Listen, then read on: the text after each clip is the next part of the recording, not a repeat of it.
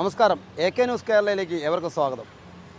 നമ്മുടെ പ്രിയദർശിനി ഫൗണ്ടേഷൻ നടത്തിയ തുറന്ന സംവാദം, ഭരണ പ്രതിപക്ഷത്തെ ചേർത്തുകൊണ്ടുള്ള തുറന്ന സംവാദം പൊളിച്ചതാര് എന്നുള്ള ഒരു ന്യൂസ് നമ്മൾ ഒന്നാം ഭാഗം ചെയ്തിരുന്നു. അതിൻ്റെ രണ്ടാം ഭാഗം നിങ്ങൾ കാണുക.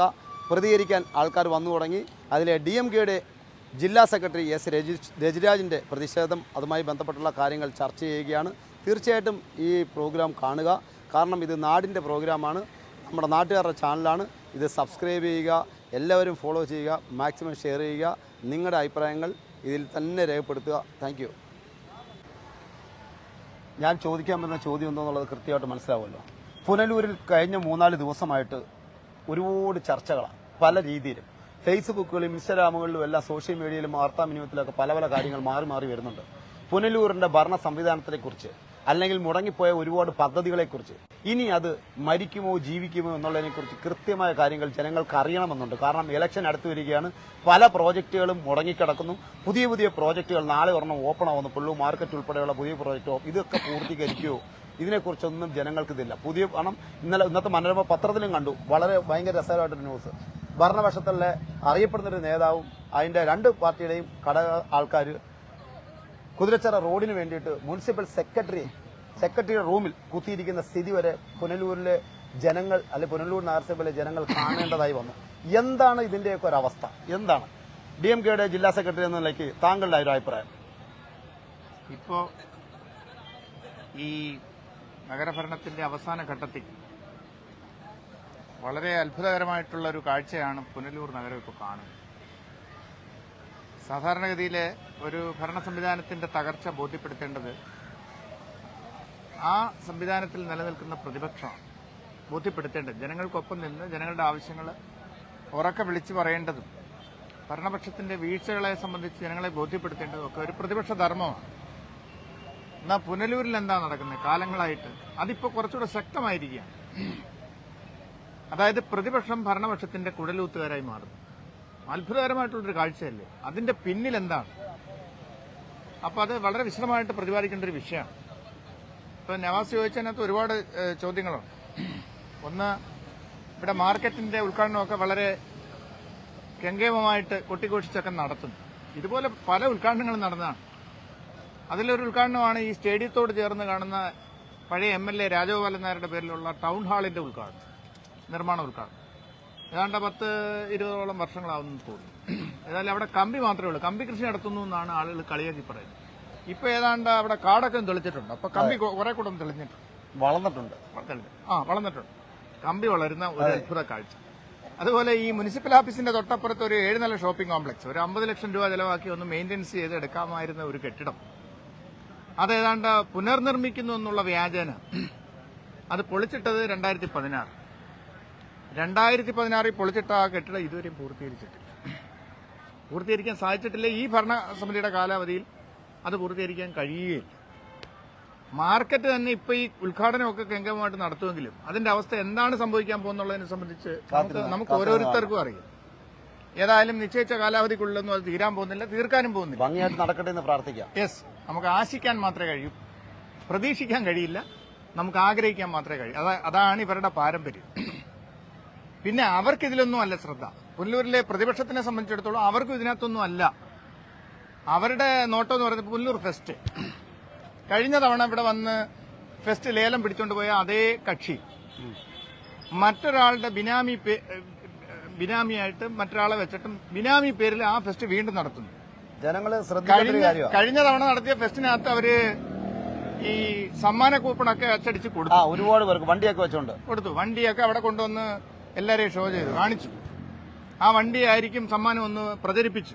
അതിന്റെ അടിസ്ഥാനത്തിൽ 16 കണക്കിന് കൂപ്പണുകൾ വിറ്റഴിച്ചു. ആളുകളുടെ എല്ലാം പണം നഷ്ടപ്പെട്ടു. ഒരു സമ്മാനം പോലും കൊടുത്തില്ല. അവസാനം നഷ്ടമായിരുന്നു എന്ന് പറഞ്ഞ് ഇവിടെ പിന്നെ തടി തപ്പി തൃശ്ശൂർക്ക് പോയി. ഇപ്പൊ ഒരു കൊല്ലത്തുള്ള ഒരാള് മുഖാന്തരം അവര് തന്നെ, ആ ടീം തന്നെ ഇവിടെ വന്നിരിക്കുന്നു. ഈ മുനിസിപ്പൽ ഭരണസമിതിയിലെ പ്രതിപക്ഷവും ഭരണപക്ഷവും ഒരുപോലെ അവരെ സ്പോൺസർ ചെയ്യുകയാണ്. എന്താണ് അതിന്റെ പിന്നിൽ? അപ്പൊ കഴിഞ്ഞ ഫെസ്റ്റിൽ വീതം വെപ്പുണ്ടായിരുന്ന അതിന്റെ പിന്നെ അർത്ഥം, അതായത് ഇവിടത്തെ പ്രതിപക്ഷത്തിനും ഭരണപക്ഷത്തിനും ഈ ലാഭം പങ്കിട്ടെടുക്കുക, അല്ലെങ്കിൽ കിട്ടുന്ന പിന്നെ കൈക്കൂലി പങ്കിട്ടെടുക്കുക എന്നുള്ളതിൽ കവിഞ്ഞ് ഈ നഗരത്തോട് യാതൊരു പ്രതിബദ്ധതയുമില്ല, ഒരു ഉത്തരവാദിത്വമില്ല. അതാണ് ഈ പട്ടണത്തിൽ നടക്കുന്നത്. അതിനൊരു മാറ്റം വരുത്തണം എന്നാണ് DMK പറയുന്നത്. അല്ല, ഫെസ്റ്റുമായി ബന്ധപ്പെട്ട് സ്വാഭാവികമായിട്ടും ഇത്തരം ജനങ്ങളല്ല നമ്മുടെ ടൗണിലുള്ള കടക്കാരും കച്ചവടക്കാരൊക്കെ ഉണ്ടല്ലോ. ഈ കച്ചവടക്കാരൊക്കെ എന്തുമാത്രം പലിശയ്ക്ക് പൈസ എടുത്തും ഈ ഓണത്തിനാണ് പ്രതീക്ഷിച്ചിരിക്കുന്നത്. ഈ ഒരു വർഷം കാരണം കുറെ കാലം മഴ കാര്യങ്ങൾ ഈ ഓണത്തിന് വരുന്ന ജനങ്ങൾ നിന്നാ ഈ സമയത്ത് ഒരു ഫെസ്റ്റ് വരുന്നതിനെ കുറിച്ചുള്ള അഭിപ്രായം എന്താ? സാധാരണഗതിയിൽ ശരിക്കും പറഞ്ഞാൽ ഇതൊക്കെ അനാവശ്യമെന്ന് ഞാൻ പറയും. ഒരു ക്രിസ്മസ് ന്യൂ ഇയർ സമയത്താണ് ജനങ്ങൾ ഗുണം ചെയ്താൽ ഒരു ട്രേഡ് ഫെയർ ഒക്കെ നടത്തുന്നതിന് ഒരു ഫെസ്റ്റിന്റെ ആവശ്യമൊന്നുമില്ല. ഫെസ്റ്റ് ഒന്നും സംഘടിപ്പിക്കേണ്ട ഒരു ആവശ്യമില്ല. ഈ ഫെസ്റ്റിനകത്ത് കഴിഞ്ഞ തവണ തന്നെ ആ ഫെസ്റ്റ് ശരിക്കും പറഞ്ഞാൽ അലങ്കോലപ്പെട്ടൊരു ഫെസ്റ്റാണ്. എന്താണ് അതിന്റെ അത് മാത്രമോ? പിന്നെ സാങ്കേതികമായി എടുക്കേണ്ട അനുമതി പത്രങ്ങളൊന്നും ഇല്ലാതാണ് അവിടെ പലതും പ്രവർത്തിപ്പിക്കുന്നത്. അതിനെ സംബന്ധിച്ചൊക്കെ ഇത്തവണ കർക്കശമായിട്ടുള്ള ഇടപെടൽ DMK എന്ന് പറയുന്ന രാഷ്ട്രീയ പാർട്ടിയുടെ ഭാഗത്തുനിന്ന് ഉണ്ടാവും. അതിന്റെ വിവരാശം കൊടുത്തിട്ടുണ്ട്. ഉണ്ടാവും, ഒരു സംശയവും വേണ്ട. ഈ കളിപ്പീര് പണി, കബളിപ്പിക്കൽ പണി ഒരുപാട് നാൾ നടത്തിക്കൊണ്ടുപോകാൻ കഴിയില്ല. അതിനെ സംബന്ധിച്ച് സമഗ്രമായിട്ട് നമ്മൾ പരിശോധിച്ച് വരികയാണ്. കഴിഞ്ഞ തവണ നടത്തിയ ആ അഴിമതി ടീം തന്നെ ഇപ്പൊ വീണ്ടും അരങ്ങത്ത് വന്നിട്ടുണ്ട്. അതിൽ ഭരണപക്ഷമുണ്ട്, പ്രതിപക്ഷമുണ്ട്, കഴിഞ്ഞ പ്രാവശ്യം വന്ന് കളിപ്പിച്ചിട്ട് പോയ ടീമുണ്ട്, എല്ലാവരും ഉണ്ട്. അതുകൊണ്ട് ഫെസ്റ്റ് തന്നെ ഇവരുടെ കൂട്ടുകൃഷിയുടെ ഒരു പ്രധാനപ്പെട്ട ഈ ഭരണ പ്രതിപക്ഷ കക്ഷികളുടെ കൂട്ടുകൃഷിയുടെ ഒരു ഉത്തമ ഉദാഹരണമാണ് പുല്ലൂർ ഫെസ്റ്റ്. അതുപോലെ മറ്റൊന്നിപ്പം നടന്നുകൊണ്ടിരിക്കുകയല്ലേ താലൂക്ക് സമാജം തെരഞ്ഞെടുപ്പ്. ഈ പിന്നെ ശ്രീ നവാസ് സൂചിപ്പിച്ച പ്രിയദർശിനി ഫൗണ്ടേഷന്റെ പരിപാടി പൊളിയാനുള്ള കാരണം ഈ സമാജം തെരഞ്ഞെടുപ്പില്ല. സമാജത്തിലെ കൂട്ടുകൃഷി, അതായത് അവിടുത്തെ നിയമനങ്ങൾ, ആ നിയമനത്തിലൂടെ വരുന്ന കോടിക്കണക്കായിട്ടുള്ള രൂപകൾ പങ്കിടുന്ന കാര്യത്തിൽ ഈ കോൺഗ്രസിന്റെ സെക്രട്ടറിയും പിന്നെ മറ്റ് ഭാരവാഹികളും എല്ലാം ഒരുമിച്ച് നിൽക്കുകയല്ലേ. അതിലെ പ്രസിഡന്റ് അഴിമതിക്കാരനാണെന്നൊന്നും ഞാൻ പറയില്ല. അതിന്റെ ആവശ്യമുള്ള ആളല്ല, അഴിമതിക്കാരനുമല്ല. പക്ഷേ നിശബ്ദമായി നോക്കി നിൽക്കുകയല്ലേ. ഈ അഴിമതി മുഴുവൻ നിശബ്ദമായി കണ്ടുകൊണ്ട് നിൽക്കുകയല്ലേ. താലൂക്ക് സമാജത്തിന്റെ മാനേജർമാരുടെ കൂട്ടത്തിൽ ഇതുപോലെ ദുർബലനായിട്ടുള്ള ഒരു മാനേജർ, ഈ അശോക് വിക്രമനെ പോലെ ഒരു ദുർബലനായ മാനേജരെ സമാജം ഇന്നുവരെ കണ്ടിട്ടുണ്ട്. ശരിക്കും പറഞ്ഞാൽ ആ സമാജത്തിനകത്ത് ഒരു റോളുള്ളത് യഥാർത്ഥ അതിന്റെ ഭരണഘടന പ്രകാരം അക്കാഡമിക് കാര്യങ്ങളിൽ ഇടപെടുന്നതിനും ടീച്ചേഴ്സിനെ ഭരിക്കുന്നതിനുമൊക്കെയുള്ള ഒരു അധികാരമുള്ള ഒരേ ഒരാൾ ഈ മാനേജറാണ്. അല്ല, സ്കൂൾ പാർട്ടി യാതൊരു പ്രതിനിധിയില്ല. കാരണം എന്ന് പറഞ്ഞാൽ അന്ന് മതിലിടിഞ്ഞു വീണ് നടന്നില്ലയോ? ആ സമയത്ത് ഞാൻ ലൈവ് ചെയ്തിട്ട് പിന്നെ അതിന്റെ പിന്നാമ്പറം തേടി പോയപ്പോൾ അത് പിന്നെ പണിയാൻ തയ്യാറായത്. മാനേജറെ ഒരു സ്റ്റാമ്പാണ്, ഒരു കാശിനും കർമ്മത്തിനും കൊള്ളില്ല. ആ മാനേജരെ മറയാക്കിക്കൊണ്ട് സെക്രട്ടറിയുടെ ഭരണം അവിടെ നടക്കുന്നു. സെക്രട്ടറി എന്ന് പറയുന്നത് കോൺഗ്രസിന്റെ ബ്ലോക്ക് പ്രസിഡന്റ് കൂടിയാണ്. ഈ പൈസ മേടിക്കുന്നതല്ല അയാളാന്നാ പറയുന്നത്. നിയമനത്തിന്റെ പൈസ, വിദ്യാർത്ഥികളുടെ പ്രവേശനത്തിന്റെ പൈസ എല്ലാം സെക്രട്ടറിയാണ് മേടിക്കുന്നതെന്നാണ് പറയുന്നത്. അപ്പൊ സെക്രട്ടറിക്ക് അഴിഞ്ഞാടാനുള്ള അവസരം കൊടുക്കുന്നത് അതിനകത്ത് പ്രസിഡന്റ് ഉത്തരവാദിയാണ്. അദ്ദേഹം നല്ല മനുഷ്യനാണോ കളങ്കരഹിതനാണെന്നൊന്നും പറഞ്ഞിട്ട് കാര്യമില്ല. ആ കസേരയിലിരിക്കുമ്പോൾ ഒന്നുകിൽ അദ്ദേഹം ഇത്തവണ മത്സരിക്കരുതായിരുന്നു. ഈ കലീൽ സാറിനെ സംബന്ധിച്ച് എനിക്ക് പറയാനുള്ളത് അദ്ദേഹം ഇത്തവണ മത്സരിക്കരുതായിരുന്നു. കാരണം കൊള്ളക്കാരുടെ കൂടാരത്തിൽ ഒരു നല്ല ആൾ ചെന്ന് പെട്ടാൽ അതെങ്ങനെയിരിക്കും? അദ്ദേഹത്തിന്റെ ആ ഒരു സൽകീർത്തി, നല്ല പേര്, സൽപ്പേര് അത് കളങ്കപ്പെട്ടു പോകുന്നുള്ളതല്ലേ അതിന്റെ ഫലം എന്ന് പറയുന്നത്. ചിലപ്പം പാർട്ടി നിർബന്ധിച്ചുകൊണ്ടായിരിക്കും. പാർട്ടി നിർബന്ധിച്ചുകൊണ്ടാണെങ്കിൽ പാർട്ടി സ്പോൺസർ ചെയ്യുന്ന CPM സ്പോൺസർ ചെയ്യുന്ന അഴിമതിയാണ് താലൂക്ക് സമാജത്തിൽ നടക്കുന്നതെന്ന് പറയേണ്ടി വരും. ഏതായാലും ശരി തന്നെ ഈ പള്ളിക്കൂടം ഭരണത്തിൽ ഈ സമാജവുമായി ബന്ധപ്പെട്ട് എബ്രഹാം ജോർജ് എന്ന് പറയുന്ന ഒരു നല്ല മനുഷ്യനുണ്ടായി. കയ്യിൽ നിന്ന് കാശ് ചെലവാക്കി ഓടും മാറി, ബ്ലാക്ക് ബോർഡും മാറി, ഡെസ്കും ബെഞ്ചും ഒക്കെ നന്നായി കൊടുക്കുന്ന ഒരു നല്ല മനുഷ്യനുണ്ടായിരുന്നു. ആ മനുഷ്യനെ പരാജയപ്പെടുത്തുന്നതിന് വേണ്ടി ഈ കോൺഗ്രസിലെ ഒരു വലിയ വിഭാഗം ആളുകളും മാർക്സിസ്റ്റ് പാർട്ടിയും CPI എല്ലാം കൂടെ ചേർന്ന് ശ്രമിച്ചതിന്റെ ബാക്കി പത്രമാണ് ഇന്ന് സമാജം ഇങ്ങനെ ഈ നിലയ്ക്ക് അധപ്പതിച്ചു പോകാനുള്ള പ്രധാനപ്പെട്ട കാരണം. അതാണ് 4600 വോട്ടുള്ളെടുത്തപ്പോൾ 1600 പേര് അവരുടെ സ്വന്തക്കാരും ബന്ധക്കാരും പുതിയ വോട്ടർമാരാ. പഴയ മാനേജർമാരുടെയോ സെക്രട്ടറിയുടെയോ പ്രസിഡന്റ് അവർക്ക് ആർക്കും ബന്ധുക്കൾക്കോ ഒന്നും വോട്ടില്ല. ആർക്കും എത്തിവെക്കാൻ പറ്റത്തില്ല. എന്താ അതിന്റെ ഒരു അതിന്റെ ഭരണഘടന തന്നെ മാറ്റി, അതിന്റെ സ്വഭാവം മാറ്റി. അതൊക്കെ ചോദ്യം ചെയ്യേണ്ട സമയങ്ങളിൽ ചോദ്യം ചെയ്യണമായിരുന്നു. അതിന്റെ ഈ വോട്ടേഴ്സ് ലിസ്റ്റിന് പേര് പോയവർക്കൊക്കെ വേണമെങ്കിൽ ഇനിയും പിന്നെ കോടതികളെയൊക്കെ സമീപിച്ച് അവർക്കത് സ്ഥാപിച്ചെടുക്കാൻ കഴിയും. ഈ തെരഞ്ഞെടുപ്പ് തന്നെ അസാധുവാണ് യഥാർത്ഥത്തിൽ. അതൊക്കെ സ്ഥാപിച്ചെടുക്കുന്നതിന് അവർക്ക് കഴിയും. പക്ഷെ അവരതിന് തുനിയുന്നില്ലല്ലോ. ഇത് ഈ ഇലക്ഷനോടുകൂടി അവസാനിക്കും. അതല്ലേ വരിക. ഈ ഭരണപക്ഷവും പ്രതിപക്ഷവും സത്യത്തിൽ ഒളിച്ചോടിയതാണോ, അതിൽ നിന്ന് പിന്മാറിയതാണോ? ഇതിന്റെ നിഗൂഢത ഈ നടത്തിയ പരിപാടിയിൽ ഇത് ജനങ്ങൾക്ക് ബോധ്യമായപ്പെട്ട ഗുണപരമായിട്ടുള്ളൊരു പരിപാടിയാണ് എന്ന അഭിപ്രായമുണ്ടോ? ഏത് ചർച്ച നടത്തിയ പ്രിയദർശിനി ഫൗണ്ടേഷൻ ഭരണപക്ഷത്തെയും പ്രതിപക്ഷത്തെയും അഭിമുഖമായിട്ട് പരസ്പരം പിന്നെ നേരിടത്തക്ക നിലയിൽ ഒരു ചർച്ചാവേദി ഒരുക്കി. അതിൽ ഭരണപക്ഷവും പങ്കെടുത്തില്ല, പ്രതിപക്ഷവും പങ്കെടുത്തില്ല. അതിന്റെ കാരണം വ്യക്തമല്ലേ. ഇവർ രണ്ടും കൂടെ അല്ലേ ഭരിക്കുന്നത്. എല്ലാ കാര്യങ്ങളും അവർ ഒരുമിച്ചല്ലേ തീരുമാനിക്കുന്നത്. പിന്നെ ചർച്ചയുടെ ആവശ്യമില്ല. പിന്നെ അവിടെ വന്ന് ചർച്ച ചെയ്യുമ്പോൾ ഉണ്ടാവുന്ന പ്രധാനപ്പെട്ട പ്രശ്നം എന്തുവാ?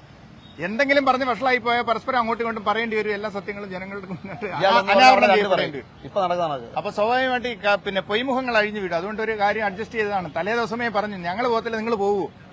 അപ്പം അങ്ങോട്ടും ഇങ്ങോട്ടും സമ്മതിച്ചു, ഞങ്ങൾ പോവില്ല, നിങ്ങളും പോവില്ല. അപ്പൊ അവിടെ ധാരണയായി. പാവപ്പെട്ട CB വിജയകുമാർ കെട്ടിയൊരുക്കിയ പിന്നെ ഒരു വേദി. അതിന് വേദനാജനകമായ ഒരു കാര്യം എന്ന് പറയുന്നത്, പക്ഷേ എനിക്ക് പറയാനുള്ളത് അദ്ദേഹം എടുത്ത 10-14 വിഷയങ്ങൾ അതെ വളരെ പ്രസക്തമായിട്ടുള്ള വിഷയങ്ങളാണ്. ഒന്ന് ജനങ്ങൾ അറിയേണ്ടതാ, ഓരോ വിഷയവും ജനങ്ങൾ അറിയേണ്ടതാ. അതെ അതെ. അതില് പ്രത്യേകിച്ച് ഈ പിണറിൽ നടത്തുന്ന ഈ ശവസംസ്കാരം നടത്തുന്ന കേന്ദ്രം, അവിടത്തെ ആ മെഷീൻസ് കേടായിട്ട് ഇപ്പൊ ഏതാണ്ട് 1 വർഷമാവും. ഉദ്ഘാടനത്തിന്റെ അന്ന് തന്നെ കേടായി. അതാണല്ലോ അന്ന് അപ്പൊ അത് ഒന്ന് പുനരുദ്ധരിക്കുന്നതിനോ പ്രവർത്തിപ്പിക്കുന്നതിനോ തയ്യാറാകത്തിന്റെ ഫലം അനുഭവിക്കുന്നത് സാധാരണ ഈ സമൂഹത്തിൽ ഏറ്റവും താഴെക്കടയിൽ വരുന്ന, സ്വന്തമായിട്ട് ഒരു തുണ്ട് ഭൂമിയില്ലാത്ത, ക്രിസ്തീയ ഇസ്ലാം മതവിഭാഗങ്ങളിൽ പെടാത്ത ഏറ്റവും താഴെക്കടയിലുള്ള, പ്രത്യേകിച്ചും പട്ടികജാതി വിഭാഗങ്ങളിൽ പെടുന്ന പാവപ്പെട്ടവരായിട്ടുള്ള ആളുകൾക്കാണ് ഈ ശവം അടക്കുന്നതിന് വലിയ ബുദ്ധിമുട്ട് വരുന്നത്. അത് കണ്ണിച്ചോരയില്ലാത്ത ഒരു ഭരണ സംവിധാനത്തിന് മാത്രമേ ഇത് കണ്ടുകൊണ്ട് നിൽക്കാൻ കഴിയുള്ളൂ. അവരെ സംബന്ധിച്ചിടത്ത് ഇതൊരു മനുഷ്യാവകാശ പ്രശ്നമാണ്. പ്രതിപക്ഷം ഇത് എന്തുകൊണ്ട് പ്രതിപക്ഷം മിണ്ടുന്നില്ലെന്ന് ജനങ്ങൾ ഏറ്റെടുക്കേണ്ട വിഷയമാണ്. പ്രതിപക്ഷം അത്ര കഷ്ടമാണ്. പിന്നെ മരിച്ചു കഴിഞ്ഞാൽ ഒരു ശവപ്പറമ്പില്ലാതെ ദഹിപ്പിച്ച് കളയുന്നതിന്, കത്തിച്ച് കളയുന്നതിന്, ഒരു ശവപ്പറമ്പില്ലാത്ത ഒരേ ഒരു മുനിസിപ്പാലിറ്റി ഒരുപക്ഷെ ഈ നമ്മുടെ സംസ്ഥാനത്ത് തന്നെ പുല്ലൂർ മുനിസിപ്പാലിറ്റി ആയിരിക്കും. ഇപ്പൊ തമ്മല പഞ്ചായത്തിലേക്ക് കൊണ്ടുപോയി അടക്കുന്നതെന്ന് പറയുന്നത് വളരെ കഷ്ടമാണ്. അതുപോലെ വയോധികരുടെ ഒരു വയോജന സംരക്ഷണ കേന്ദ്രം പ്ലാച്ചേരിയില് ഇതിപ്പോ നേരത്തെ പറഞ്ഞ അതിന് പ്രതിപക്ഷ നേതാവിന്റെ വീഡിയോയിലൂടെ ഞാൻ അത് കണ്ടത്. പ്രതിപക്ഷ നേതാവ് എന്ന് പറയുമ്പോൾ അതും പറയാതിരിക്കാൻ നിർവാഹമില്ല. പ്രതിപക്ഷ നേതാവ് എന്ന് പറയുന്നത് എന്താ, ഈ ചില ഗിമ്മിക്കുകൾ കാണിച്ച് നിൽക്കാൻ ശ്രമിക്കുകയാണ്. ഉദാഹരണത്തിന് ഇന്നലെ ഒരു ഫോൺ സംഭാഷണം, പിന്നെ അതിനകത്ത് കയറി ചിലര് വിലപിക്കുന്നത് കണ്ടു. എന്തോ ഒരാളുടെ സ്വകാര്യ സംഭാഷണം ചോർത്തി അങ്ങനെ ഇടാൻ കൊള്ളാമോ? അത് കേട്ടാൽ അറിയത്തില്ല, ഒരു അഡ്ജസ്റ്റ്മെന്റ് ആണ്. ഇട്ട ആള് തന്നെ പറയുന്നുണ്ട് അറിവോടുകൂടിയായിട്ട്. അതായത് കോൺഗ്രസിലെ അയാളുടെ എതിരാളികളെ എതിരിടുന്നതിന് വേണ്ടിയിട്ട് അയാൾ തന്നെ സ്പോൺസർ ചെയ്ത്. എന്തിനു വേണ്ടിയിട്ടായിരിക്കും അങ്ങനെ നേരിട്ട് പറയാൻ ധൈര്യമില്ലാത്ത, അതല്ല പിന്നെന്താ, ജനങ്ങളെ വോട്ട് ജനങ്ങളെ ബോധ്യപ്പെടുത്തേണ്ട ഒരു കാര്യമല്ലേ. പുള്ളി വളരെ നിഷ്കളങ്കനാണെന്ന് ആളുകളെ ബോധ്യപ്പെടുത്തുക അതല്ലേ. അത് അയാളുടെ തെരഞ്ഞെടുപ്പ് വിജയം പോലും അവിഹിതമായിട്ടുള്ള രീതിയിലല്ലേ. ഈ കലിംഗൻ മുകൾ പോലെയുള്ള ഒരു വാർഡിൽ നിന്ന് കോൺഗ്രസിന്റെയോ അയാളുടെ പേഴ്സണലായിട്ടുള്ള പ്രതിച്ഛായയുടെ അടിസ്ഥാനത്തിൽ അയാൾ ജയിക്കുമായിരുന്നു. അവിടെ രാജഗോപാല് മനഃപൂർവ്വമായിട്ട് അയാളെ വിജയിപ്പിച്ചെടുത്താണ്, ശ്രീ ജിജി കെ ബാബുവിനെ പരാജയപ്പെടുത്തുന്നതിന് വേണ്ടിയിട്ട്. ജിജി നല്ലൊരു കൌൺസിലറായിരുന്നു, വിവരമുള്ളവനായിരുന്നു, ബിടെക്കുകാരനാണ്. അതൊക്കെയാണ് അയാളുടെ അയോഗ്യത, രാഷ്ട്രീയത്തിലെ കളികളല്ലേ. അപ്പൊ സ്വാഭാവികമായിട്ടും അയാൾ ഈ മുനിസിപ്പാലിറ്റി വരരുത് എന്ന് ആഗ്രഹിച്ചു. അയാൾ കൊള്ളാവുന്നതിനായിട്ട് അയാൾ വരരുതെന്ന് ആഗ്രഹിച്ചു. അപ്പോൾ അത് രാജഗോപാൽ മനഃപൂർവ്വമായി തോപ്പിച്ചല്ലേ. അപ്പൊ രാജഗോപാൽ അയാളുടെ ചിങ്കിടികളെ ഉപയോഗിച്ചും മറ്റും പ്രചരണം കൊടുത്ത് പഴയ കൌൺസിലർ അടക്കം, എനിക്ക് തോന്നുന്നു പഴയ കൌൺസിലർ അടക്കം ജയപ്രകാശിനെ വിജയിപ്പിച്ചെടുക്കുന്നതിന് വേണ്ടി ശ്രമിച്ചതാണ്. അയാൾ ഒരു അവിഹിത വിജയം സമ്പാദിച്ച ആളാണ് നഗരസഭയിൽ. അപ്പൊ അയാളുടെ ഭാഗത്തുനിന്ന് സ്വാഭാവികമായിട്ടും ഇവർക്ക് അനുകൂലമായിട്ടല്ലേ നിലപാടുണ്ടാവും.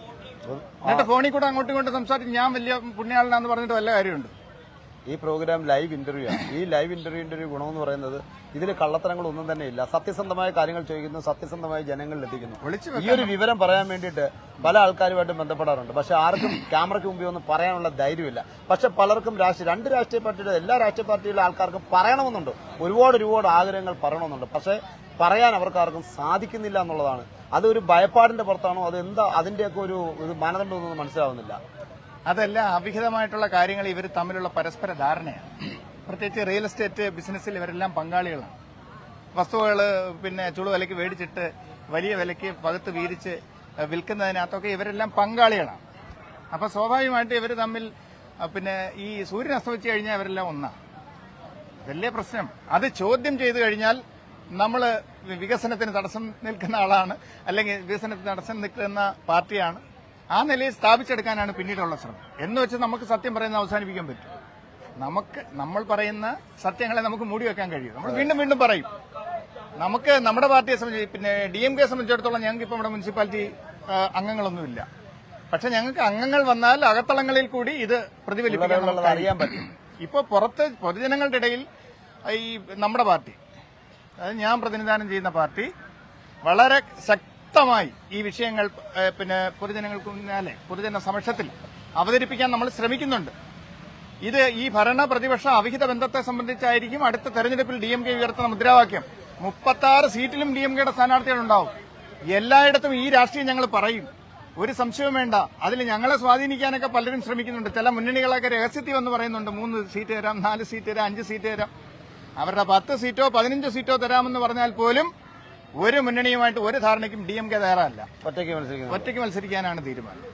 ആ നിലയ്ക്കാണ് പാർട്ടിയുടെ ഹെഡ്ക്വാർട്ടേഴ്സിൽ നിന്നും പാർട്ടിക്ക് കിട്ടിയിരിക്കുന്ന നിർദ്ദേശം. ഒരു മുന്നണിയുടെ ഭാഗമാകുന്നില്ല. പ്രത്യേകിച്ചും പുനലൂരിൽ രാഹുൽ ഗാന്ധിയുടെ കോൺഗ്രസ് ആണോ പുനലൂരിലെ കോൺഗ്രസ് അല്ല? പോട്ടെ, എനിക്ക് ഒരുപാട് അഭിപ്രായ വ്യത്യാസമുള്ള ആളാണ് ശ്രീ ഭാരതീപുര ശശി. ഭാരതീപുര ശശിയുടെ കോൺഗ്രസ് ആണോ ഇപ്പോൾ ഉള്ള കോൺഗ്രസ്?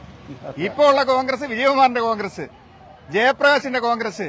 ഈ കോൺഗ്രസ് ഒക്കെ കോൺഗ്രസുമായിട്ട് എന്തെങ്കിലും പൊരുത്തമുള്ള കോൺഗ്രസ്? പരിപാടി പങ്കെടുക്കരുത് എന്ന് പറയുന്ന ആ വോയിസിൽ കേട്ടതാ. പറയുന്നത് ഒരു പാർട്ടി നേതാവാണ്. മുകളിൽ നിന്ന് വന്നൊരു നിർദ്ദേശം അനുസരിച്ചാന്ന് പറയുന്നത്.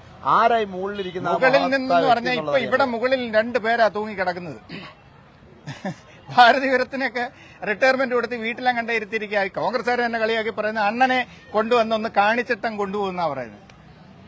അണ്ണന് നല്ല ബുദ്ധിയൊക്കെ ഇപ്പോഴും ഉള്ള ആളാണ് എന്റെ അഭിപ്രായം. അണ്ണനെ പോലെ ബുദ്ധിയുള്ള ആരും കോൺഗ്രസിൽ ഇന്നുമില്ല, ഇനി നാളെ ഉണ്ടാവാനും സാധ്യതയില്ല പുല്ലൂര്.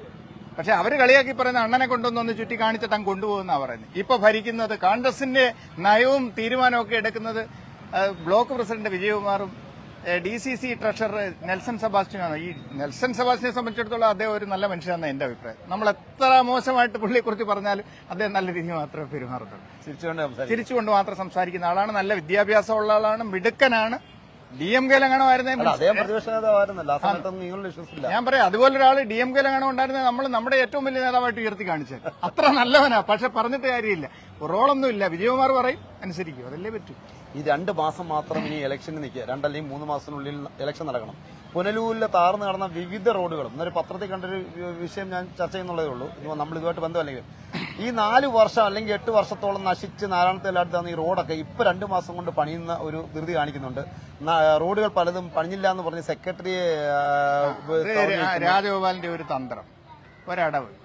അയാൾക്ക് ഇതിനകത്തൊന്നും ഉത്തരവാദിത്വം ഇല്ലാത്ത ആളാണ്. കുതിരച്ചർ റോഡ് പൊളിഞ്ഞെന്ന് പറഞ്ഞുകൊണ്ട് അയാൾ വന്ന് മുനിസിപ്പാലിറ്റി ഇരിക്കുന്നു പറഞ്ഞാൽ ഇവിടെ ഇരിക്കുന്ന ചെയർപേഴ്സൺ പുഷ്പലത കൊള്ളത്തില്ലെന്ന് പറയാൻ വേണ്ടിയില്ലേ? പറയാതെ പറയുകയല്ലേ? അയാൾക്ക് പാർട്ടിയുടെ കമ്മിറ്റിക്കകത്ത് പറഞ്ഞ് ഈ ചെയർപേഴ്സണെ കൊണ്ടാക്കി ഇതൊക്കെ ചെയ്യിപ്പിച്ചുകൂടായി. ഇതൊന്നും നടക്കരുതെന്ന് ആഗ്രഹിക്കുന്ന ആളാണ് അയാൾ. ഇതെല്ലാം പൊളിയണമെന്ന് ആഗ്രഹിക്കുന്ന ആളാണ് രാജഗോപാൽ. സർവ്വം തകർന്നു, ഞാൻ മഹാനായിരുന്നു, എന്റെ കാലത്ത് അതെല്ലാം ഉണ്ടായി. ഉണ്ടാക്കി വെച്ചതിന്റെയൊക്കെ ഇപ്പൊ അറിയുന്നുണ്ട്, ആളുകൾ അറിയുന്നുണ്ട്. ഈ പുരാതന വസ്തുക്കളായി പൊയ്ക്കൊണ്ടിരിക്കുന്ന ഇപ്പൊ നടന്നുകൊണ്ടിരിക്കുന്ന ഇപ്പൊ ഇല്ല നമ്മുടെ ടൗൺ ഹാൾ ഉൾപ്പെടെയുള്ള അല്ലെങ്കിൽ നമ്മുടെ ബാഡ്മിന്റൺ കോർട്ട് ഉൾപ്പെടെ ഇനി ഇതിനൊക്കെ ഒരു ജീവനും ഉണ്ടാവാൻ പോകുന്നു പ്രതീക്ഷിക്കുന്നുണ്ടോ? അതിനി നമ്മൾ എന്ത് ചെയ്യേണ്ടി വരുമായിരിക്കും? ഇപ്പൊ ഇൻഡോർ സ്റ്റേഡിയത്തിന്റെ കഥ പറയുന്നത് അത് പക്ക ഭൂമി കച്ചവടം അല്ലായിരുന്നു. അവിടുത്തെ ഒരു അമ്മാമ്മയുടെ വസ്തു ചുളുവിലയ്ക്ക് മേടിച്ച് ചുളുവിലയ്ക്ക് വാങ്ങിച്ചിട്ട് അത് മറുവിലയ്ക്ക് മുനിസിപ്പാലിറ്റിയെ കൊണ്ട് ഭീമമായ വിലയ്ക്ക് മേടിപ്പിച്ച് അതിനകത്ത് കോടിക്കണക്കിന് രൂപ അടിച്ചു മാറ്റിയതല്ലേ ഈ രാജഗോപാൽ. മുമ്പ് KSRTC അതല്ലേ സംഭവിച്ചോളൂ. അയാളുടെ കാര്യം കഴിഞ്ഞു, അയാൾക്ക് കിട്ടാനുള്ളത് കിട്ടി. ഇനി അതിനൊക്കെ ജീവൻ വെപ്പിക്കാന്ന് പറഞ്ഞാൽ അയാളുടെ ജോലിയായിരുന്നു. ഈ പ്രൈവറ്റ് ബസ് സ്റ്റാൻഡിനകത്ത് വേറൊരു സാധനം പണിഞ്ഞു വെച്ചിട്ടുണ്ടല്ലോ, അതിനൊരു MLA-യുടെ പേരിട്ടിട്ടുണ്ട്, കൃഷ്ണപിള്ള സ്മാരകം. അതിപ്പോ പോയി കണ്ടു കഴിഞ്ഞാൽ എന്താ സ്ഥിതി? ഇതിനേക്കാൾ നന്നായിട്ട് സർക്കസുകാർ ടെന്റ് പണിയത്തില്ലേ? പണിയത്തില്ലേ? അതിപ്പോ അവരുടെ പാർട്ടിയുടെ കൊച്ചു കൊച്ചു പരിപാടിയൊക്കെ നടത്താൻ വേണ്ടിയിട്ട് അവര് ഒരു സംവിധാനമായിട്ട് ഉപയോഗിക്കുന്നു. അതല്ലേ എന്തിനേറെ പറയുന്നത്. ഞാനിപ്പോ ഈ അടുത്തിടയ്ക്ക് മുനിസിപ്പാലിറ്റിയിൽ ഒരു സെഷനിൽ ഒരു കാര്യം തിരക്കാൻ പോയപ്പോൾ പാർട്ടി ഓഫീസിൽ നിന്ന് പറയുന്ന അജണ്ടകൾ മാത്രമേ കൌൺസിലിൽ വെക്കത്തുള്ളൂ എന്ന് അദ്ദേഹം എന്റെ മുഖത്തേക്ക് പറഞ്ഞതാണ്. അപ്പൊ ഈ രീതിയിലായി നമ്മുടെ മുനിസിപ്പൽ ഭരണ സംവിധാനം. അപ്പൊ ചോദിക്കുന്നത് ഇതിന്റെ കാരണം എക്കാലവും ഒരു പാർട്ടി തന്നെ ഭരിക്കുന്നതല്ലേ ഇതിന്റെ ഒരു വിഷയം? ശരി, അത് ജനങ്ങൾ മനസ്സിലാക്കണം. ഭരണം മാറ്റിക്കൊടുക്കണം എന്ന് ഞാൻ പറയത്തില്ല. കാരണം എന്ന് വെച്ചാൽ ഇവര് തന്നെ ഭരിക്കണം. പക്ഷെ എന്താന്ന് വെച്ചാൽ ഇപ്പൊ ഇവരുടെ ഭരണ സംവിധാനം മാറിയാൽ പകരം ഭരണത്തിൽ വരേണ്ടത് UDF ആണെന്നല്ലേ ആളുകളുടെ ഒരു ധാരണ. അപ്പൊ നമുക്ക് അത്രയും പ്രായമായിട്ടില്ല എന്നുള്ളതാണ്. DMK സംബന്ധിച്ചിട്ട് അത്രയും പാകമായിട്ടില്ല. അല്ലെങ്കിൽ ഒരു ടൈമും കൂടെ കഴിയുമ്പോഴേ ഒരു ഭരണകക്ഷിയായിട്ട് രൂപപ്പെടാൻ കഴിയുള്ളൂ എന്നൊക്കെയുള്ള ഒരു ധാരണ പൊതുജനത്തിനുണ്ട്.